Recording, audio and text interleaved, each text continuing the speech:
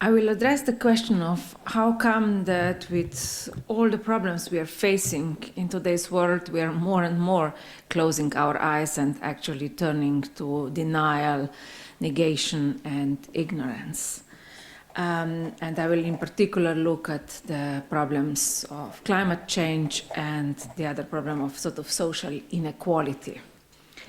Now, of course, we live in times where we have vast new knowledge coming from the domain of science.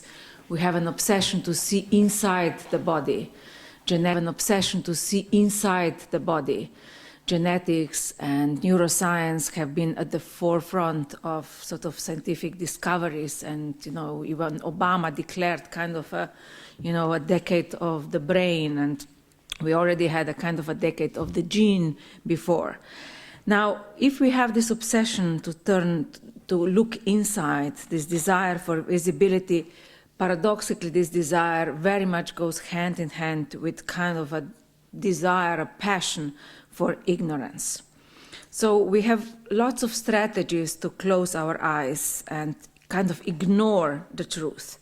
Now, sadly, science did not help us in advancing the most basic knowledge which we thought we would. Now, in the last 20 years, there has been an increase, for example, of people who believe in creationism, and especially of people who deny climate change. And there was recently a study in the United States which showed that in 1989, 63% of Americans thought that climate change is a problem. But 25 years later, this is now the number is fewer, so a little bit more, over 50% of people think that this is a problem. So it's kind of fewer numbers of people think that climate change is a problem, although we have vast amount of knowledge about it. The same year, 1989, in the US, we had 44% of people who were creationalists, who believed that God established the world and everything in it. And now we have a slight increase, so 46%, last year believed that in creationism. Now, if we look at the problem of ignorance and sort of the visibility, we also have a lot of the desire to sort of measure people, to kind of, let's say, control them. Big data society is creating this idea that we will be able to predict, forecast things, see, again, more than we ever saw. But at the same time, even the big data is opening new avenues of blindness. Paradoxically, when we collect a lot of data, suddenly people start seeing patterns in random data, and we have already seen this with the Snowden affair, that the government in particular is seeing patterns, for example, terrorist danger everywhere. Now, ignorance is not sort of kind of an act of engaging in a kind of a passive state of absence, where, for example, we have a lack of information. Ignorance is rather a kind of a dynamic act of negation. It's an active refusal, often, of information. Now, already Sigmund Freud was linking ignorance to the problems of inner resistances, and Jacques Lacan later coined the term passion for ignorance. For him, when we speak that we have a passion for ignorance, we are dealing with sort of kind of a passion not to know. So Lacan's idea was that we don't have actually a passion for knowledge, rather we see with humans the opposite, to find ever new ways not to come close to something that might be traumatic, some truth that might undermine, for example, our usual self-perception. Now, when Freud was speaking about negation and denial, he used an interesting kind of sentence which was once uttered by one of his patients, and that was, a patient was describing a dream, and at some point the patient said, "The woman in my dream is not my mother."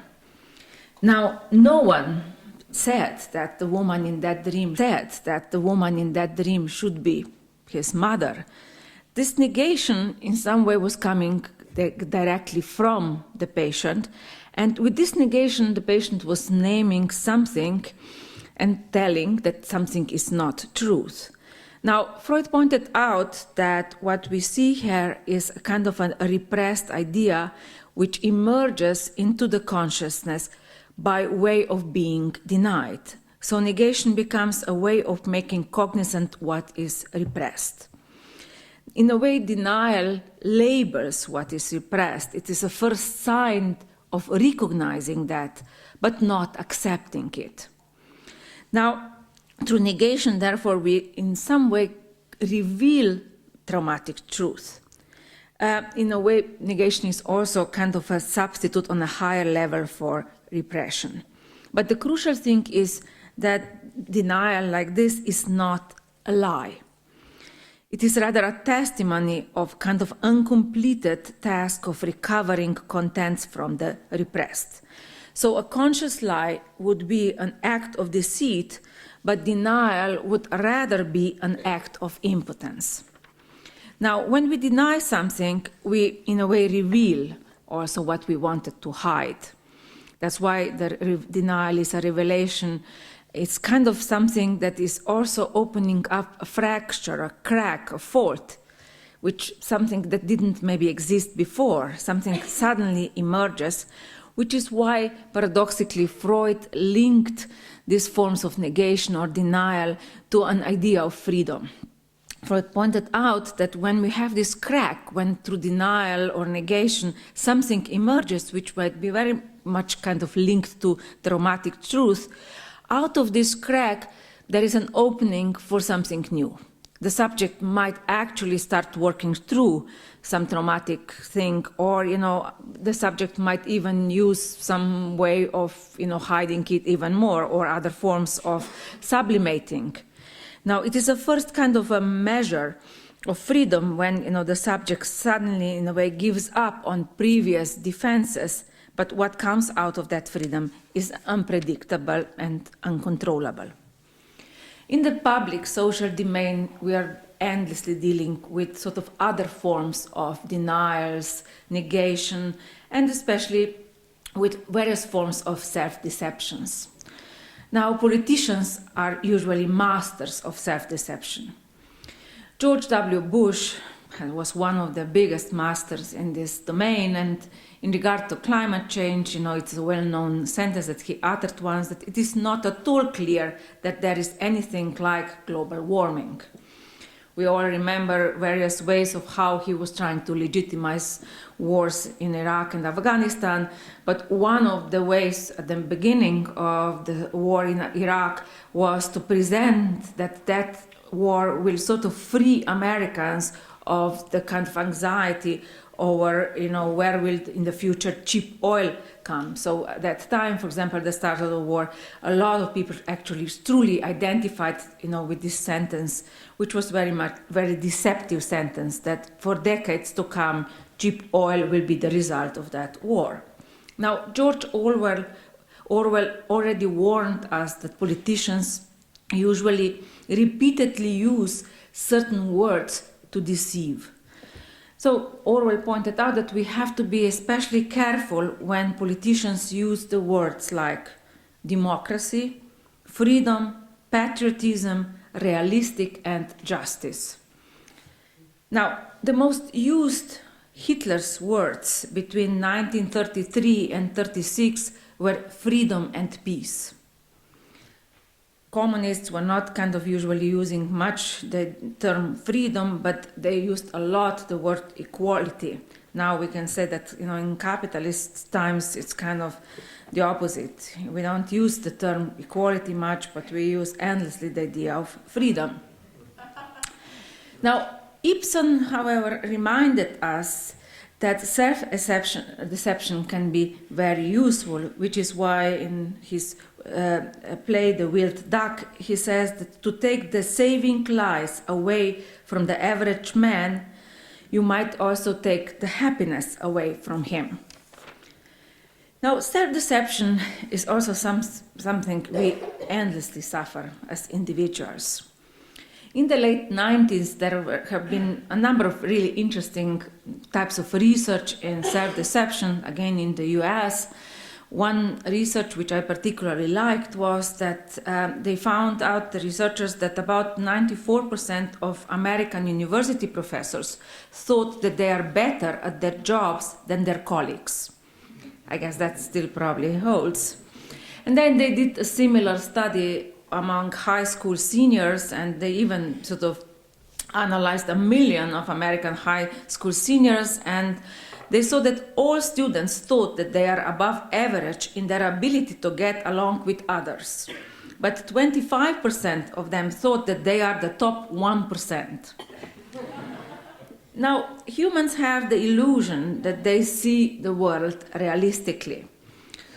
The essence of self-deception is the selection of positive information and the avoidance of negative information. People usually tend to ignore what is undesirable or anxiety-provoking. Now, Leonardo da Vinci already said that the greatest deception that men suffer from is from their own opinion.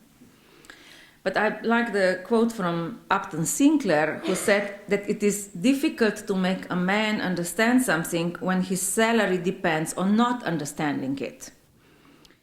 Now, if we have, in endless way to kind of use positive illusions, we should not forget actually that these positive illusions and deniers can be sometimes incredibly helpful.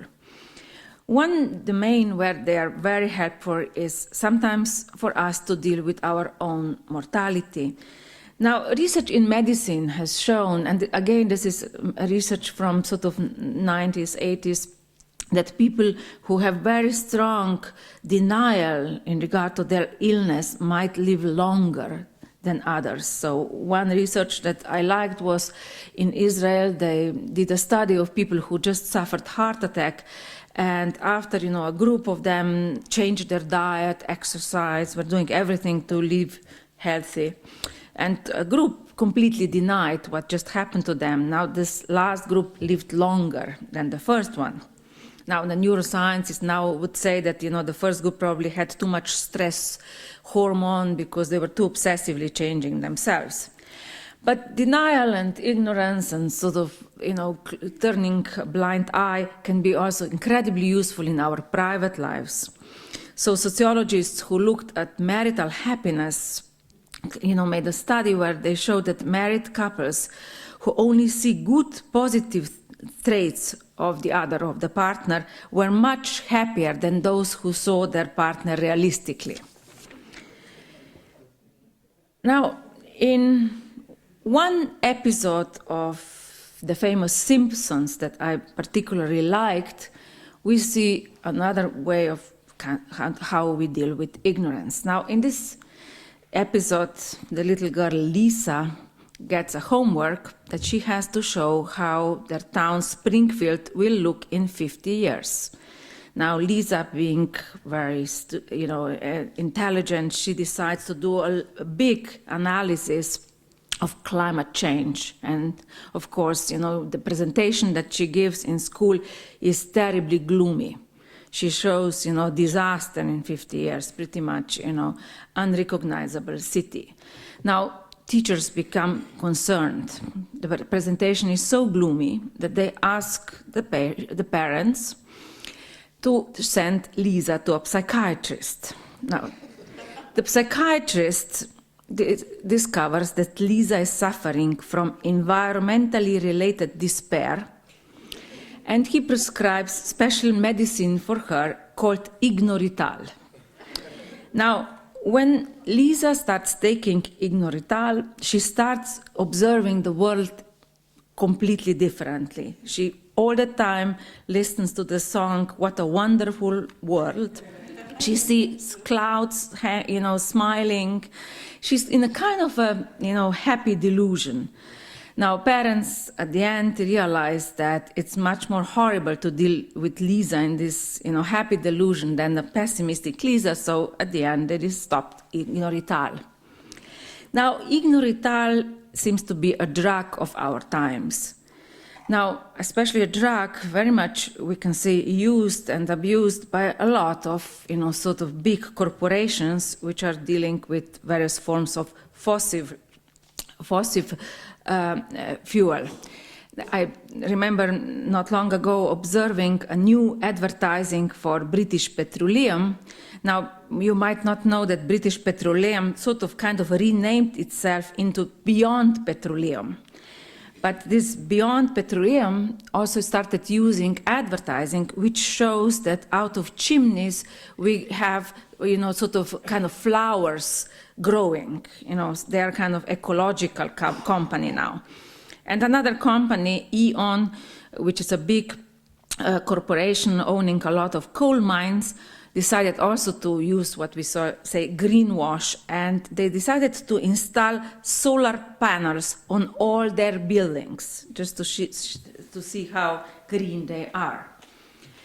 Now, when I was looking at forms of denial, I came across a really interesting study about Norway, the way this beautiful country, very rich and dependent, of course, on oil, is dealing with the dilemma of their love for nature and actually the fact that they do almost nothing, to kind of stop emitting so much CO2. And, pretty much, very much, they are one of the biggest, the fastest growing polluter in today's developed world. And, politicians and even normal people are rather passive in regard to this fact. So researcher Karin Marie Norgat asked herself the question, how come that it is possible that Norwegians on the one hand see themselves as great lovers of nature, but on the other hand they do almost nothing in regard to, sort of a kind of helping, changing their industry or, in some way contributing in some way to limiting the damage to the pollution. So she saw one way of discourse among politicians. So she observed that Norwegian politicians have an interesting way to deny or to be kind of blind to the problem of climate change. The theory goes in this direction. They say Norway is a rather small country, and yes, they are emitting too much, and there is a problem with pollution in the world, but if Norway stops kind of pumping oil so much, they will create more problem for the whole world. Because if Norway restricts, kind of its exploitation of oil, then, the price of oil in the world might go up. If the price goes up, people will start buying more coal. Now, if people buy more coal, then they pollute even more. So it's better if a small country sacrifices itself and pollutes, and then the rest of the world will pollute less. Now, the researcher then also did a research in a small, town, which is known for people loving nature and, being very ecologically consciousness in their mind. And she sort of asked, like normal people, how come that they can be lovers of nature but basically don't engage in anything or making pressure on politicians to do more about climate change. Now she realized that people are not lacking education. Everyone was pretty, rationally kind of rationally knew about the dangers of global warming, and they were in some way kind of concerned about climate change, but they found various strategies again to close their eyes. Why they were closing their eyes is because of economic prosperity. People knew that economic prosperity was in a way tied to ecologically problematic way, the way, country is using the energy. That's why, turning the blind eye was in a way allowing them to kind of deal with the fact that the progress of their society, is dependent on oil, and, they kind of decided as if they're almost like a split personality, closing the eye in front of what the government is doing and then sort of enjoying nature, just kind of walking up in the mountains and so on, and not seeing that the love for nature should have any other consequences. Now, the main driver of climate change denial is often fear. People in the developed world are afraid to admit, wow, that's kind of catastrophe. So people are afraid to admit that the idea of development that underlies modern capitalism, in fact, is something that cannot last forever. People are also afraid to deal in some way with the idea that dealing with climate change might actually lead to the decline in economic growth, and that any kind of government interventions in the market through various mechanisms of controlling the emission of carbon dioxide and introducing penalties for corporations might actually imply also a loss of an idea of freedom, which is for a lot of people a lot of the time related to the idea of free market. Now, even those who are aware of the warnings that scientists are issuing in regard to climate change often have various strategies to believe that these warnings actually do not affect them. People often simply deny that climate change means that they themselves need to do something. Now, this denial is often related to the fact that a lot of people are afraid of changes in general. The problem of modern society is that it is incredibly difficult for us to think about future. If the problem is not to sort of think about the past, it is very, very difficult today to even envision what might happen in 20 years. And when we are afraid about the future, we are also sort of afraid that the future in some way might not involve the kind of a progress that we that we wanted it would continue. Clive Hamilton, in his book Requiem for the Species, which has the subtitle Why We Resist Truth About Climate Change, warns that the climate change bill will be sort of received by the next generations. And he says that it's an invoice which is issued for the incredibly quick, rapid development, which is mainly based on energies that we obtain from fossil fuels. Prosperity was the most important thing of the current generation. It is something that allows us to live longer, healthier lives in the developed world. Now, the problem of this generation is that this generation did not pay the full price for this progress. The rest of the price will be paid or charged to the next generations. Now, if therefore science doesn't allow us to see more, but we can have all the knowledge about science and actually are constantly closing our eyes, the problem of today's civilization is also that quite often we do not see various kinds of malaise that are, the product of the rapid development and that individuals are suffering from.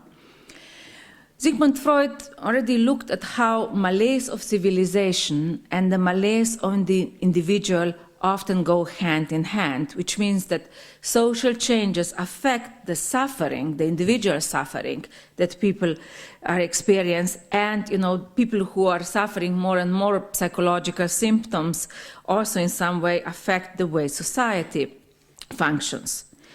Now, in the last decades, there have been quite a lot of debate in psychoanalytic circles. How did social changes that we have experienced in capitalism, and especially in the post-industrial capitalism, affected the individuals?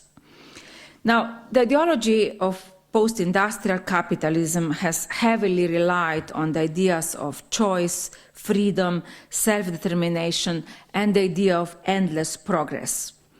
The underside of this ideology, however, has been an increase of anxiety, the feeling of inadequacy, and especially the feeling of guilt for not making it in today's world. Until very recently, the ideology of choice has actually functioned very well. But my idea is that this ideology very much prevents questioning about social change. The individual is rather constantly obsessing with self-changing, often to the point of self-destruction. In the early 70s, Jacques Lacan, in the lecture in Milan, pointed out that capitalism, in a strange way, opens doors for various forms of self-destruction. His idea was that capitalism in some way functions quicker and quicker. Now, it is not only that people work longer and longer and consume more and more. At some point, strangely, they also start sort of consuming themselves. They start forming symptoms which show a particular kind of self-destruction. And we can say that anorexia, bulimia, workaholism, various forms of addictions were these kind of symptoms Lacan was talking about. Now, we can say that the ideology of post-industrial capitalism, which relies on the ideas of choice, progress, and so on, and which, as I said, kind of prevents making, social critiques and opens the door to self-critique. Not only that it opens the doors also to kind of self-destructions, it also opens various avenues where, we don't really see that in the societies where we are, we actually have fewer and fewer choices. So for me, the big question is, how come that, for example, people who are very poor, who have very little possibilities to make any choices. An example here would be maybe in the United States, people who don't have, insurance, but still, these people, although they don't have no money to buy insurance, they might still identify with ideology that you should have the right to choose your doctors and might not support, the ideas of universal health care. So how come that even people who don't have the means to make choices might still support the idea of choice? I think that one way to look at it is to see that the identification with the idea of choice is linked to how we imagine ourselves in some kind of an idealized future. Let me give you an example. A friend of mine, Mania, when she was a student in California, she worked as a car seller. Now, when she was earning money in this way, she became incredibly successful because of one particular trick she kind of used. A typical customer would come to Mania and they would discuss what would be an ideal car for him. They would discuss how much money he wants to spend, how many children he has, lifestyle, and so on. They would come at the end to an idea what would be a good car. Now, the person was happy with that decision. Usually, before deciding finally about that car, the person would say, I need to go home, sleep it over, and I'll come back. Now, just before going home, Mania would say to the person, the car you are buying now is perfect for you. But in a few years, when you come back, when your children will be already in college, when you have a little bit more money, this other car will be ideal. But what you're buying now is perfect for now. Now, the majority of people who came back the next day bought that other car. The car they did not need, the car that was far too expensive. Now, why were people so irrational? Mania's success was that in some way she opened for people a space where they wanted to see themselves in the future. It was as if she already saw them in the way they would love to see themselves. So she created in their heads an image of someone more successful, wealthier than they were, and in order to come close to this desired ideal, her customers chose to buy a car they did not need. Now, Mania became so successful by selling cars that later she started selling airplanes. And now her current job is she's a psychoanalyst. Now, our choices are very much linked to the question of how other people see us, and as well as how, what other people are choosing, and also how are our choices sort of regarded, in regard to society's idea of an ideal choice. Which is why when people are making choice, like for example buying a car, already when they have bought a car, when they already have a car, they start, they continue reading reviews about the product they bought, just to convince themselves again, that they did choose well. Now, this idea of choice gave people the impression that they are masters of their lives, that everyone can make it, and that risks and losses that come with choices can be avoided. As a result, we have actually more and more people who cannot choose anything in their lives. And let me give you another example of this. About a year ago, I encountered a beautiful young woman at a wedding reception in London. I started talking with her, we ended up talking about choice, and this woman said to me, she had an absolute horror of choosing the hotel she will stay in. For months she was reading TripAdvisor's reviews, booking reviews and so on, just for one night. She said she needed 3 weeks to decide which dress she will wear, again, just for one day. And then she said, and now I need to choose which sperm donor I will use. And I looked at this beautiful woman in shock. What's the rush? She said, oh, the problem is I'm turning 40 next year and I've been so bad in choosing men. Now, we can see that when we start glorifying, the ideas of choice, quite often we have have an illusion we can make a rational choice, we can make ideal choice, and often, we become anxious that we need to do more research. We also often don't think anymore that, we have to deal with chance, with unpredictability, with an openness for something new. And of course, that choices always are linked to losses. When we choose one direction of life, in life, we kind of cannot choose also the other one. Now, the identification with this ideology, as I said, contributed to formation of new psychological symptoms, these kind of forms of aggressions to ourselves, but also we can say also to various forms of new types of violence towards others. And the next result is also various new forms of turning a blind eye, kind of closing our eyes in front, especially of the inability to make choices.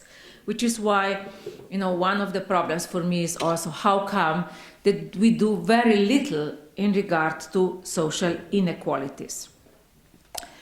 Now, the problems that we have in regard to making choices about ourselves, of course, has opened a lot of illusions of how we can, make choices even in regard to our bodies, how we can change ourselves the way we want.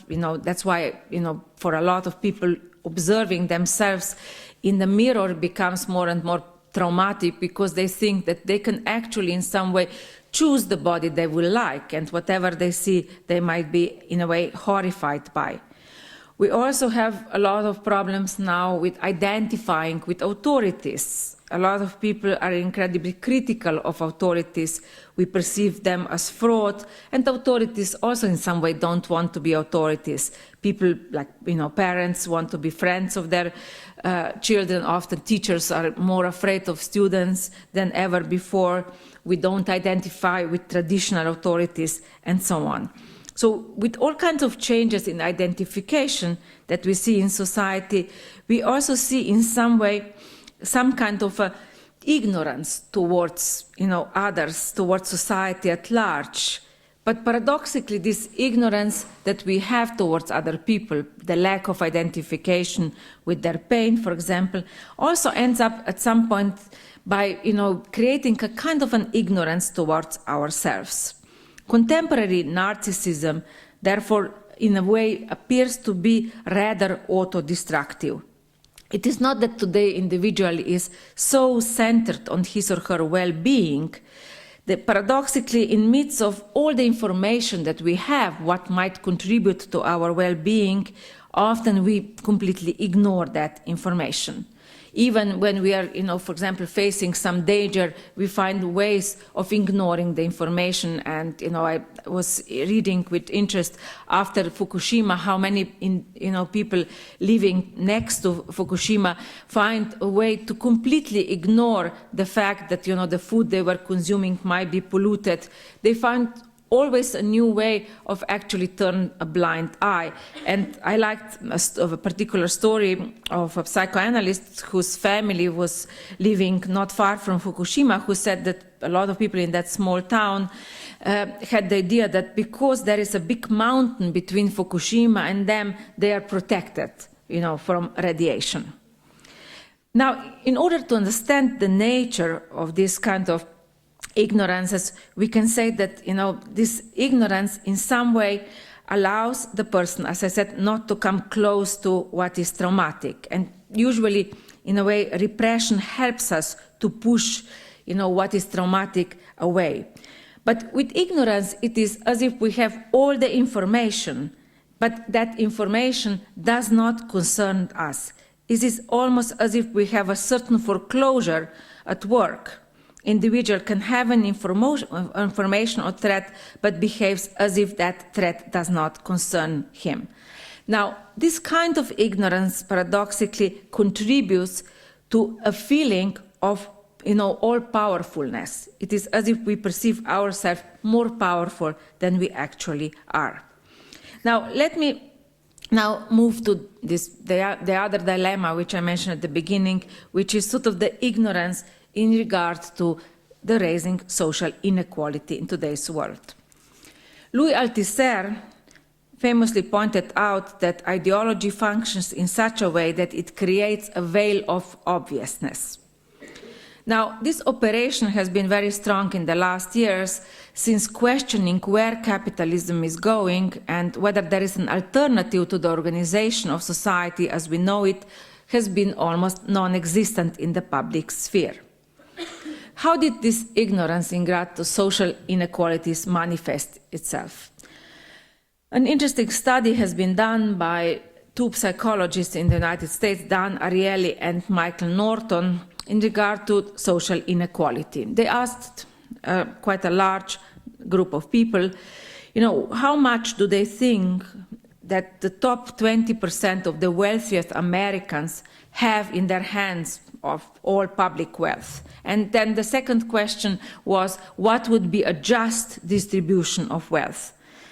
Now, people thought that the top 20% might have about 60% of everything in their hands.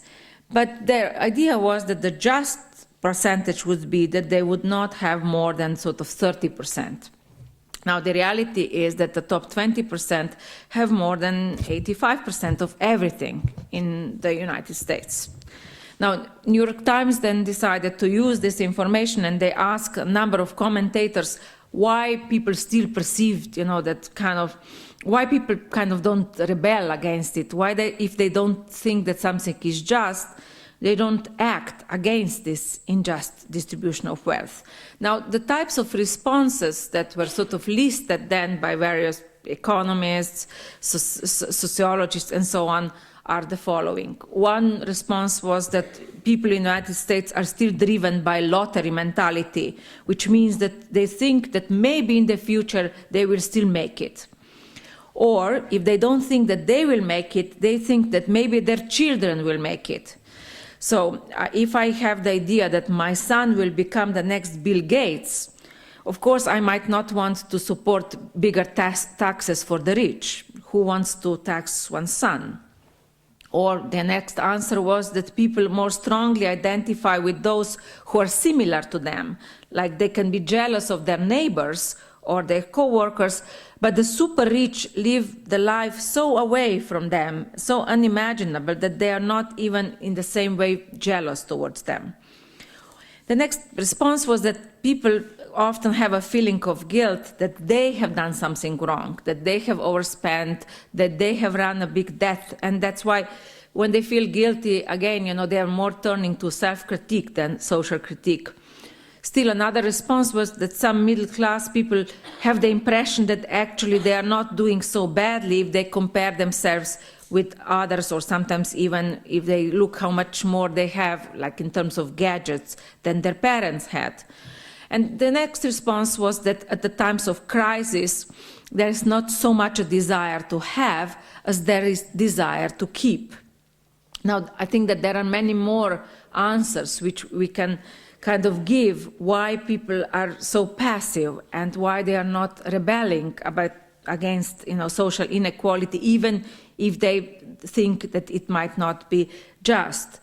One way is we can also say that this idea of choice, that the idea of rational choice has in some way created a certain kind of a illusion where people actually do identify with the idea that it is up to them, to make the right choices, and in some way, if they fail, if they do not succeed, they can only then blame themselves, which is why if you lose the job today, you might blame yourself that you didn't find another job before, not the corporation which was laying off people. The other illusion is also that quite often, in regard to economic thinking, we are completely, putting on the side the idea of chance, randomness.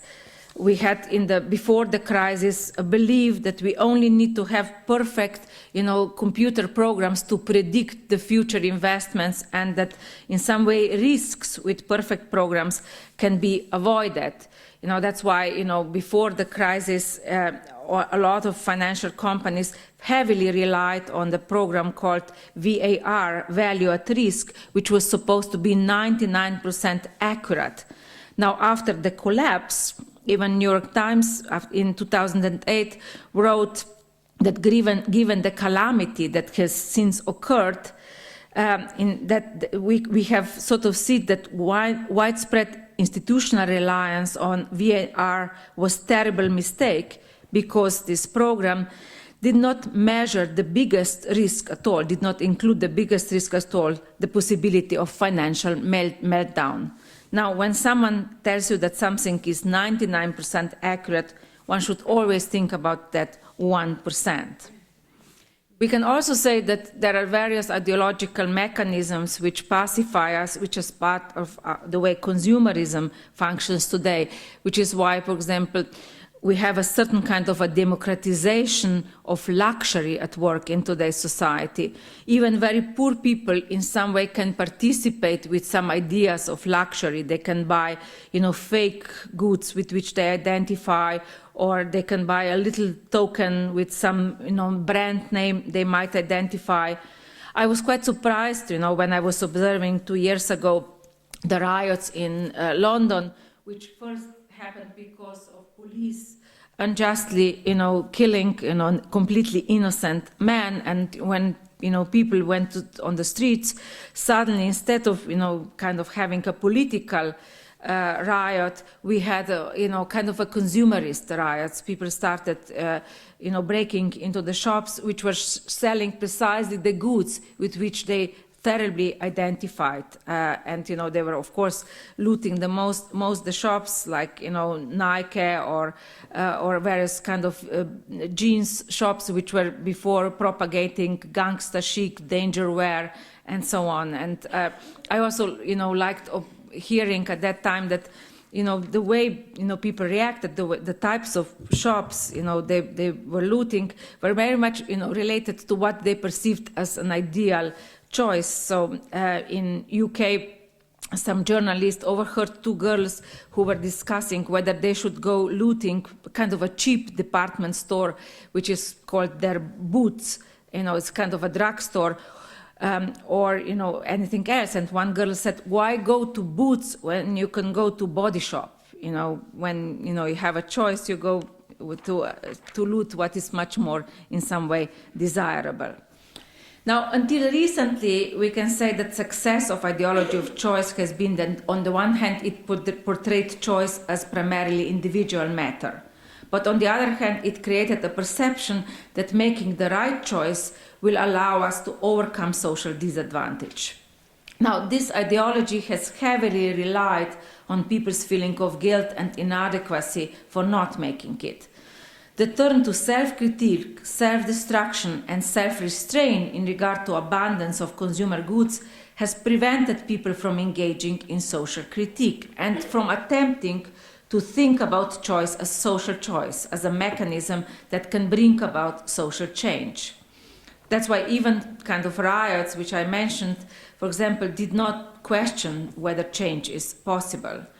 However, for the social critique to be effective, it is necessary to reinterpret the idea of choice and to open up the space for new visions about how society in the future needs to be organized. Now, in the 50s, on American TV, they had an interesting show conducted by Steve Allen, which was called The Question Man. Now, Steve Allen decided that there are too many answers in the world and too many shows which were, where you had questions like various types of quiz, and then you had to find the answer. So he reversed it. The idea was that he gave people the answer and they had to formulate the right question. I think that today, more than ever, we need a kind of a return to the question man, posing the questions: where are we going? What's the organization of society which we envision in the future? Are more and more necessary to be posed again and again. Thank you.